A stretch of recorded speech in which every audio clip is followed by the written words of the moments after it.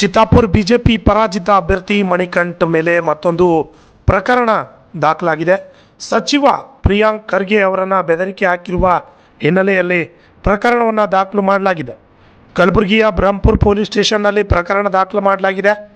RSSನವರು ನಿಮ್ಮ ಮನೆಗೆ ನುಗ್ತಾರೆ ಅನ್ನೋ ವಿಚಾರ ಹಿನ್ನೆಲೆಯಲ್ಲಿ ಪ್ರಕರಣವನ್ನು ದಾಖಲು ಮಾಡಿದ್ದಾರೆ. ಚಿತ್ತಾಪುರ ಬಿಜೆಪಿ ಮುಖಂಡ ಮಣಿಕಂಠ್ ರಾಠೋಡ್ಗೆ ಮತ್ತೊಂದು ಸಂಕಷ್ಟ ಎದುರಾಗಿದೆ. ಸಿದ್ದಾರೂಢ ಕಾಂಬಳಿ ಅವರಿಂದ ಅವರ ದೂರಿನ ಅನ್ವಯ ಬ್ರಹ್ಮಪುರ ಪೊಲೀಸ್ ಠಾಣೆಯಲ್ಲಿ ಪ್ರಕರಣ ದಾಖಲಾಗಿದೆ.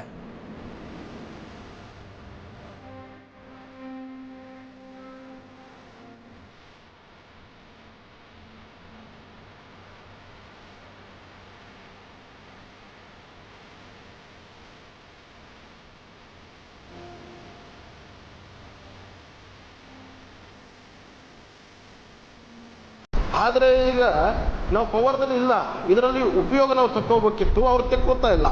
ಅದು ನಮ್ಗೆ ಭಾಳ ನೋವಿದೆ. ಅವರು RSS ವಿರುದ್ಧ ಮಾತಾಡೋರು ನೈತಿಕತೆನೇ ಇಲ್ಲ. ಅವ್ರು 100% ಕ್ಷಮೆ ಕೇಳಬೇಕು. ಅವ್ರು 100% ಕ್ಷಮೆ ಕೇಳಬೇಕು.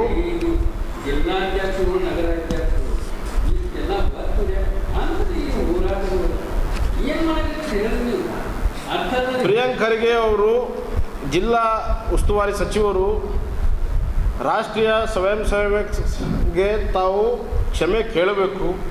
ಕೇಳಲಿಲ್ಲಪ್ಪ ಅಂತಂದ್ರೆ ಮುಂಬರುವ ದಿನಗಳಲ್ಲಿ, ಇವತ್ತು ಖಾಲಿ ನಿಮಗೆ ಫೋನ್ ಕರೆಗಳಿಂದ ಏನು ಬೈತಾ ಇದ್ದಾರೆ, ಮುಂಬರುವ ದಿನಗಳಲ್ಲಿ ಬಹುಶಃ ನಿಮ್ಮ ಮನೆಗೂ ಬರಬಹುದು.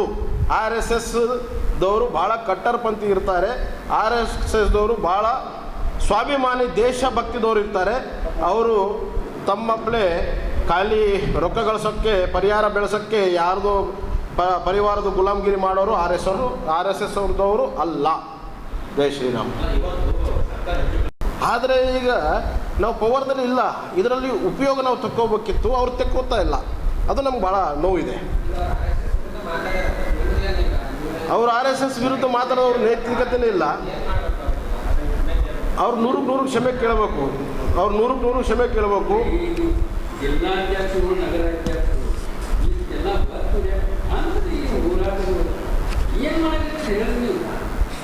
ಪ್ರಿಯಾಂಕ್ ಖರ್ಗೆ ಅವರು ಜಿಲ್ಲಾ ಉಸ್ತುವಾರಿ ಸಚಿವರು ರಾಷ್ಟ್ರೀಯ ಸ್ವಯಂ ಸೇವಕ್ಗೆ ತಾವು ಕ್ಷಮೆ ಕೇಳಬೇಕು.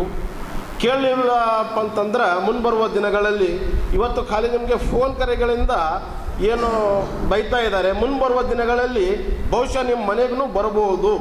RSSದವರು ಭಾಳ ಕಟ್ಟರ್ಪಂಥಿ ಇರ್ತಾರೆ. RSSದವರು ಭಾಳ ಸ್ವಾಭಿಮಾನಿ ದೇಶಭಕ್ತಿದವರು ಇರ್ತಾರೆ. ಅವರು ತಮ್ಮಪ್ಪಳೇ ಖಾಲಿ ರೊಕ್ಕ ಗಳಿಸೋಕ್ಕೆ, ಪರಿಹಾರ ಬೆಳೆಸೋಕ್ಕೆ ಯಾರ್ದು ಪರಿವಾರದ ಗುಲಾಮಗಿರಿ ಮಾಡೋರು RSS ಅವ್ರದವರು ಅಲ್ಲ. ಜೈ ಶ್ರೀರಾಮ್.